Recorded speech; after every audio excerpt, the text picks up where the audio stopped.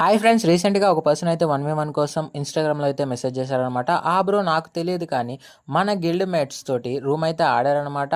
ఆడి ఆ వీడియోనైతే నాకు పెట్టేసి నీ వల్ల అయితే నన్ను కొట్టి చూపించు అన్నట్లుగా అయితే మెసేజ్ అయితే పెట్టారనమాట. సో మనమైతే డైరెక్ట్గా గేమ్లోకి వెళ్ళిపోయి రూమ్ అయితే పెట్టేస్తామన్నమాట. ఎలా ఆడామో మీరే చూడండి.